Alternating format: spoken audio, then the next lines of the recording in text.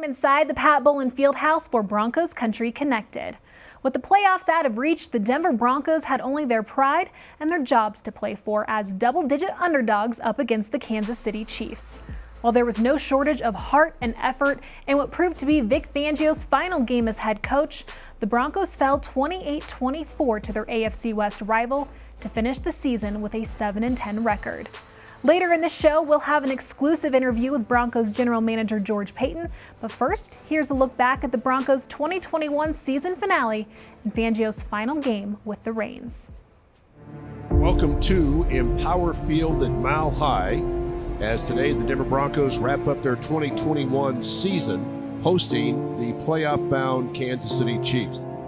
This is a game that Drew, now it's his third consecutive start, and a game that I would think he's got to be pretty excited about playing a team like Kansas City. Now you look at this game, you and I have played in games like this where the home team, in this case the Broncos, don't have anything to play for except pride. You go out and you try to put your best effort forward.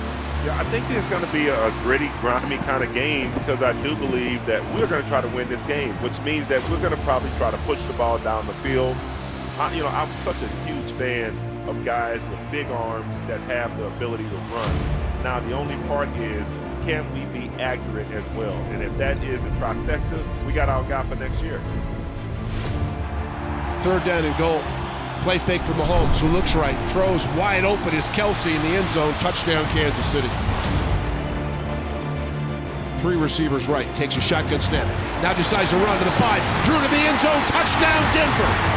Drew Lock having himself a game here today. And there's something to cheer about here at Empower Field at Mile High. The Broncos 14, the Chiefs 7. Gordon is free. Here we go, foot race. You ain't getting him. 15, 10, 5. Touchdown, Denver. Melvin Gordon, 47 yards to the house. Denver has been the most physical of the two teams today, without question. 2nd and 1 at the 9. He's under center. Hands it off, and Gordon fumbles the football. Gordon had it pulled away from him, and the Chiefs have it, and they're running. Yeah, that play just kind of epitomizes how this season has gone. So the season will come to an end. Costly mistakes once again prove to be the difference. Well, not the season finale we were hoping for, but with a new staff taking over soon, let's take a look at some of the tape from this final game that they will be assessing this offseason as we pick things up here in the third quarter. Kansas City up by 3, but the Broncos put together a quick 5-play, 75-yard drive featuring this deep pass to Tim Patrick. And a really gutsy throw by Drew Lock. As this play develops, you're going to have to watch this player right here, Sorensen, the safety. You got two routes coming out. You got Tim Patrick coming along the sidelines, and then you got Noah Fant. And what that route combination does is it forces the safety to make a decision. And at one point in this play, you're going to see the safety kind of even their feet, and that's immediately when Drew Lock throws the football. So a gutsy throw, but also shows you Drew Lock is watching the key defenders on key plays. So as the motion begins, great protection by the offensive line. And right here, this is where that safety is going to even up his feet. That opens up the sideline for Tim Patrick, and that's all that Drew Lock needed with his arm to get that ball in a tight window. So as soon as that safety does that, Drew Lock knows he's got Tim Patrick. Boom, great catch, and excellent job hanging on to the football as well. Tim Patrick really making a big play right there in the game. Well, just 2 plays later, Melvin Gordon would break off a 47-yard run and take it all the way to the house to give the Broncos the lead yet again. And I thought, this is it. The Broncos are going to win the game. But what a play. Excellent run by Melvin Gordon. But let's talk about the offensive line. You got Lloyd Cushenberry and you've got Netane Muti. These two are going to be responsible for these two players. Now, this backer is going to fill in on the wrong side, but that's going to open up the hole then for Melvin Gordon to get to sunlight. And there's also going to be a huge block by Kendall Hinton. We've talked before on this show about how well he's done. He does some really cool, really nitty-gritty things that help plays work. His block's going to come over this side, and that's going to be the block that makes it a 10-yard gain to a touchdown. So as the play develops, you'll see fantastic work. Boom, they get the double team, hits it back. Excellent cut. Here's Kendall Hinton. and the rest is history. Melvin Gordon, his best play of the day. I know some fans may be disappointed in the fumble, but man, he's been a real asset to the Broncos this year and especially on this run. Well, thanks to that run, both Gordon and Javonte Williams rushed for more than 900 yards on the season to become the first running back duo since 2011 to pass the 900-yard mark. Pretty impressive. That's awesome. All right, well, moving along to about 6 minutes left in the game, quite possibly my favorite throw and catch we saw all season long. Drew Lock connected with Jerry Jeudy for a 28-yard gain. And it's a huge catch for Jerry Jeudy. First thing you're going to notice is what they call trips. If you're new to the game of football and they say trips left or trips right, that means 3 receivers are right there, and that's really going to put the defense for the Chiefs in a bind. The safety's already got some problems. He's looking like he's going to come down. So Drew Lock is going to read what this safety does, and depending on what that safety does, that's going to open up the pass for Jerry Jeudy. So as soon as the ball gets snapped, you see that safety come down. So now Drew Lock knows, okay, Cortland Sutton's not going to probably be open, and we have another offensive player coming in off of some just mess, but we have a one-on-one right here, and that's what he sees. So as soon as he sees that safety come down, he takes the shot to Jerry Jeudy, and an excellent job coming back to the football, catching it at its highest point. That was a huge play in this game and a big play for Jerry Jeudy and Drew Lock. Yeah, it was great to see Jerry Jeudy come up with a big catch like that, get a little momentum heading into the offseason. But now, as always, we like to point out a play that the Broncos can learn from each week. And I think this Patrick Mahomes to Mecole Hardman connection is one that I think this defense is still thinking about. And it's tough because it's a basic play, just a bubble screen to the wide receiver. And what really happens is Kyle Fuller gets out of place. Now, anytime somebody's going to go in motion, typically you got to have your eyes on. They want to get the ball to that player. So a quick, simple screen right there, and here's where the play goes wrong. Kyle Fuller needs to be in this gap. Instead, he's on the inside. Well, that's where his other defender is. He's got help inside. You need to come into this gap to close down this alley. He doesn't get there. He chooses the inside route, and Hardman gets upfield. That's how quick those receivers are in the NFL. You make a mistake, they can put their foot down and make you pay, and that's what happened. Well, it was the final game of the season, but don't worry, folks. We will see Ryan throughout the offseason for even more film breakdowns. It'll be fun, and happy early birthday to you, Alexis. Everybody send happy birthday to Alexis on Twitter, Instagram, all the things. The big 3-0. Oh, no. Okay, well, still to come, we'll hear from Broncos general manager George Paton about Denver's decision to part ways with Vic Fangio. But first, here are the best stills from the final game of the 2021 season, snapped by team photographer Gabriel Christis.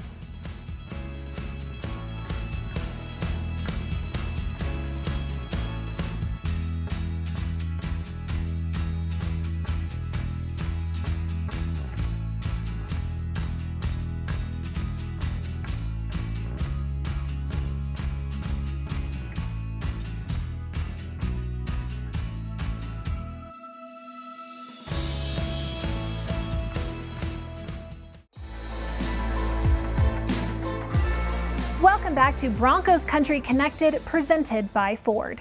While Denver was in the playoff mix down the stretch, an 0-4 record to finish the season meant they would miss the playoffs for the 6th straight time and finish with a losing record for the 5th year in a row. Less than 24 hours after Denver's 3rd losing season under Vic Fangio came to an end, the Broncos announced they would be relieving him of his coaching duties.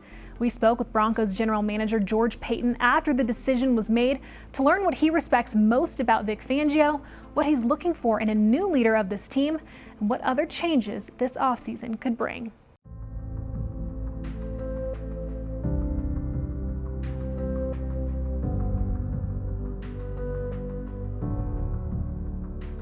George, as you reflect on your first season as the general manager, how would you assess the 2021 Denver Broncos and the overall product on the field this season? You know, I think we took some strides and there's a foundation in place, but certainly not satisfied.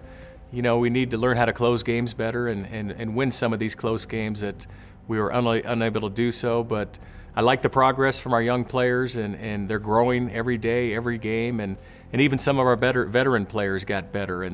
And so, like I said, I think there's a foundation to build on, and now we need to take the next step. When you look back on Vic's tenure, what do you think his most valuable contribution was to this organization over the last 3 seasons? Vic brought stability. You know, when he got here, the organization was in flux and going through a lot of different things, and it wasn't an ideal, for a new head coach. And he weathered the storm, those first 2 years with the COVID and all the injuries he had, and he brought some stability to the organization, and we felt that this year with this football team, and we were right there, and obviously we had 30 players in IR, and we had a number of injuries and COVID, but we were relevant in December, not where we want to be, but Vic brought stability, and I'm really thankful for that. It was really tough because Vic is such a really good football coach. His integrity, his work ethic. I've never been around someone who knows a game like Vic or sees a game like Vic Fangio. At the end of the day, we just felt, maybe we needed a new voice to move forward with, and so that's, where we came to the conclusion. What are some of the qualities and characteristics that you're looking for in a new leader of this team? Yeah, I think the number one quality is leadership and able to empower players and motivate day in and day out. This is a tough league, and these players work every day, and just to be able to motivate where you break the monotony. Obviously, you want a brilliant football mind, but someone that can empower and inspire, I think, is a number one trait we're looking for. The NFL has transitioned into a high-flying, high-scoring, quarterback-driven league. Will that influence your decision in naming a new head coach? Obviously their offensive plan will factor into it. I'm not necessarily looking for an offense or defensive coach. I think in today's NFL, it's really imperative that you have a great leader, and I can't say that enough. And so that's what we're going to be looking for. Now, if they're a great play caller on offense, and that's even better, or even defense. But we don't want to limit ourselves and maybe miss a great candidate. I think surprisingly, Vic Fangio said in his final post-game press conference that the one thing separating this team from the rest of the AFC West is the fact that those other teams have top-shelf quarterbacks. Do you agree? And if so, how much emphasis will you put on finding a quarterback comparable to the likes of Herbert, Carr, and Mahomes this offseason? No, it's real. I mean, they have three of the top quarterbacks in the NFL, and that's real. And, unfortunately, they're not falling off trees, but we're looking, and we will look, and we'll cast a wide net there too, like we do at every other position. But there is an urgency to get the right guy, the right quarterback, but you just can't force it.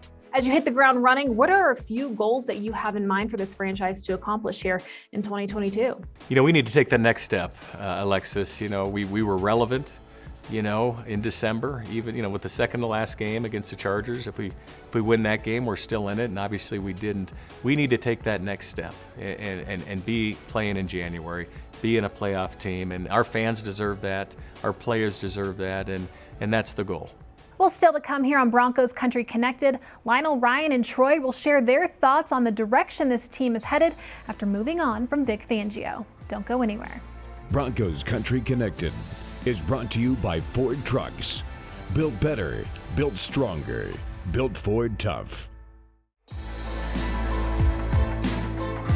Sunday afternoon, Broncos president and CEO Joe Ellis said that he believes a fresh start with a new coach in tandem with George Paton will raise the expectation and energy levels, so Broncos fans will get inspired by this team again.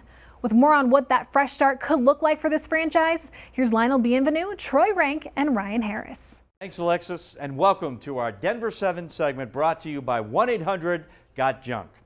Well, Ryan and Troy, we have reached the end of the season for the Broncos and the end of Vic Fangio's 3-year stint as head coach. No playoffs again, just another coaching search. Troy, give us an update first on who George Paton is going to bring in to interview as of now. Yes, Lionel, he promised to cast a wide net to get this right, and he is following through with that. On Monday, it started in earnest with requesting permission to talk with Dan Quinn, Nathaniel Hackett, Gerard Mayo, Eric Bieniemy. Those are some of the top names on this list. Leslie Frazier could be added at some point, and Kellen Moore is another one they will interview. So already out of the gate, you can see, Lionel, that George Paton is going to cast this wide net, and I think that's appropriate. Have an exhaustive search over a couple weeks to get the right guy. It's a lot of names on there, man. Ryan, we hear George Paton talk about what he's looking for in a head coach. Who's your guy? Who are you looking for? Do you have a favorite now on the outside looking in? Well, I like my former offensive coordinator, Doug Peterson. He and I were together at the Kansas City Chiefs. He's also one of 2 head coaches who beat Tom Brady in a Super Bowl. And then I like Brian Flores as well. That was a shocker that the Miami Dolphins let him go, especially after the success they had this season. It was an amazing turnaround from 7 losses to getting to a winning record. But no matter what, Lionel, in Broncos country, you need a former head coach. You are now 0 for 2 on first-time head coaches. You need someone to come in who has experience doing the job. You want that guy that owns the room, fills the room with his personality, demands respect. So you don't necessarily have to have someone who's had experience. But I'm with Ryan that given the way the last 2 hires have gone, for you to hire someone with no previous head coaching experience, you better really feel it in your bones that this guy is special, like maybe like a Mike Vrabel was in Tennessee. So again, you have names like Eric Bieniemy and the Kellen Moores and Nathaniel Hackett's. These guys have never been head coaches. I do think that could work against them. I'm not the one interviewing, but that's why Dan Quinn, Doug Peterson, you have to take their candidacy seriously. Ryan, as a player, and you have a coaching change, how closely do you watch that search? And what do you do during this time? I mean, you could go from having a coach you love and who loves you to a new coach coming in who doesn't know anything about you. Yeah, it's tough on players, but players are paying attention, especially free agents, right? Because free agents who maybe had an ally in the coaching staff that's now gone, are you going to be a Bronco? Are you not? But one of the things that happens is as soon as a coach is announced, that coach will call the players, his staff will call the players, and that's where the ball gets rolling. So players are absolutely paying attention. I wouldn't be surprised if some of the captains are in on some of those conversations with George Paton as to what they want and who they like, because it very much does matter as a player who your coach is going to be. Yeah. All right, Troy, we heard the words foundation.